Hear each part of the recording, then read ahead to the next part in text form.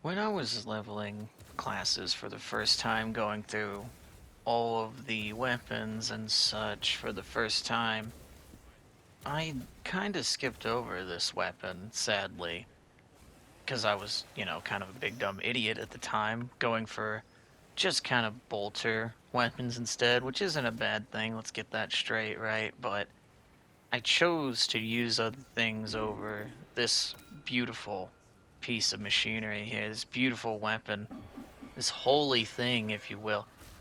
The Plasma Incinerator here, okay, on paper, is a weapon I would fall head over heels for. Energy weapon, big damage. It can be used in many different ways. So, upon thinking, like, yeah, all these positives are great for a weapon, it starts to kind of ascend just being, a main weapon. It starts being a tool within an arsenal, right?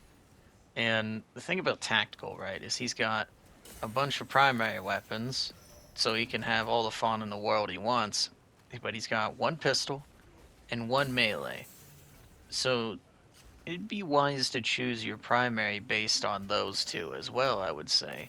Chainsword being insane, so you can kind of just do whatever, but the bolt pistol, alright, it's a whole nother story with that being good. Right here you're seeing just the backgrounds for y'all to like really compare and everything. I figured give y'all information, but the bolt pistol is kind of your, I wouldn't say just long range, but like let's just say it is your precision weapon, okay? It is the thing that will guarantee headshots on fodder, clean up kills from afar.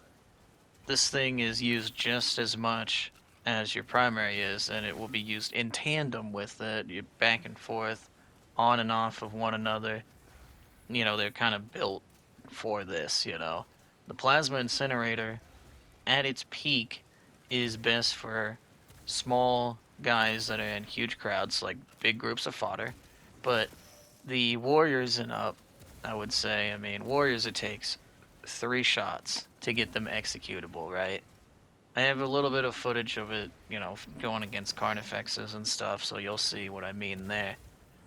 Neurothropes, were tactical as long as you get a scan off, like a proper one.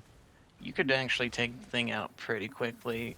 I didn't count that one to a fine T like I did for the Warriors, but you kind of can get the point of that, where the whole shtick, alright, about this weapon is really good damage and it can also splash, right, because of the charge mode on it. I went with the top path on the perks so that I can get charge shots out faster, and I think there's a few other extra perks in there that I was actually trying to pay attention to, but if I'm being honest with you, truthfully speaking, I kind of just pick one of the paths, and it's like whatever perks that kind of sound better down the line, I'll usually go for.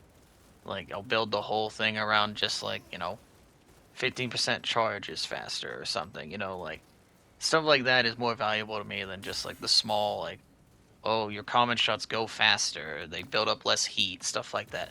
And since we're on the common shot, the regular just one taps, not charging, those things, if you're not at least 50% overheated, I would say it's pretty useless to shoot it like that. Like, using the vending speed one that I'm using, you get a lot of charge shots out of it, right? So use a few of them to get it like 50%, and thanks to the perk on Tactical himself, where it makes this thing do more damage when it's like 50% overheat above that, that's when you want to use common shots and whatnot on just anything at that point. Even the fodder units didn't really feel that strong against, even when it was overcharged 50%. I just don't think common shots are the play, I'm going to be honest with you. I charge every single shot that I can, and it kind of works out at the end of the day because most of the time the stuff is dead that I'm aiming at, which is what we want, but, ammo efficiency is kind of through, we threw that out the window, okay? Like, we just said, fuck it, we don't need it.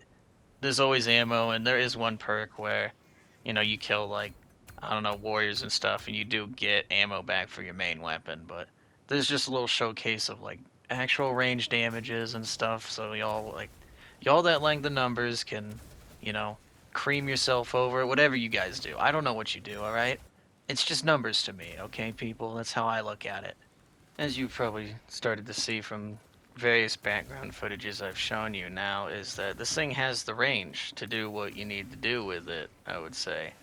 This thing can kind of cover most grounds that you're going to be fighting in, truth be told. I mean, the thing, it goes the distance, alright? And its main use for me is, other than just deleting warriors and whatnot, it is quite literally stopping the sentries, as the HUD tells us, but basically, any of them that are trying to call reinforcements, I mean, I usually, if it was like the heretic guys, you know, Thousand Suns, I know, I would just say it's the guy that's scrolling. It's just a funnier way to say he's doing that, but the bugs, the Tyranids, I mean, they just kind of scream for help, I imagine, to their little precious hive mind, but that is what we want, okay? The Plasma Incinerator, it is made for guys like that, alright? The ones that want to squeal and bitch and snitch us out, alright? It's their best friend, you know? Well, maybe not, because it smacks them in the face really hard and stops them from calling in their friends, but it's our best friend. It's our best tool for stuff like that, because it's just one charge shot, breaks the sentry's call, and you're hanging out, vibing with the homies again, you know what I mean? Like, it's that easy to stomp reinforcements with this thing. That's one of the, you know, utility things I was talking about earlier. Another one, like you see here, when something jumps you, you can stagger it with charge shots and completely delete it, make it to where it just fucks up its entire plan, and you're just sitting there left smiling, you know? It's really good at, like I said earlier, AoE, right? So when you have multiple warriors together, you can kind of keep them at bay with a number of charge shots, but you can just kill them in the 3 shots anyway, so, you know, it's not really keeping them at bay for long. It's more like postponing their death and giving you some time to plan out and breathe a little bit more, I suppose. But the higher up in difficulty, the harder it is going to be to use this thing, because, like I'm saying earlier, I always charge this thing, right? That takes a few seconds. And if you're in a horde like this, you don't always have those few seconds, okay? You can make it work, but don't just do it, okay? Those when you could throw out common shots and stuff. I don't do it, because I like all of my shots to be heavy hitting. And, you know, sometimes I just make the wrong decision. I mean, you know, that just happens. But the thing can be used essentially anywhere in a fight. You just kind of have to get a feel for it, you know? It doesn't shoot automatically whenever you're not doing the common shots, right? Common shots come out kind of like anything else, but it's a semi-automatic weapon, so you have to sit there and manually fire it, right? It's not like a fully automatic deal like a fucking Doom plasma gun, which that'd be bitchin'. But this thing, it hits hard enough where it really doesn't need to be full auto. It's one of those things that kind of gets the pass on being semi-auto because it hits so hard and it will destroy pretty much anything you're aiming it at. I mean, at the end of the day, too, that's one of the factors is how good is your aim? Can you wait for shots when they're dodging? Like, you wait for the dodge and then shoot them? Like, patience, stuff like that. All these things factor into this weapon quite a lot more than I thought they would. Now, I have tried the heavy plasma incinerator on heavy as well.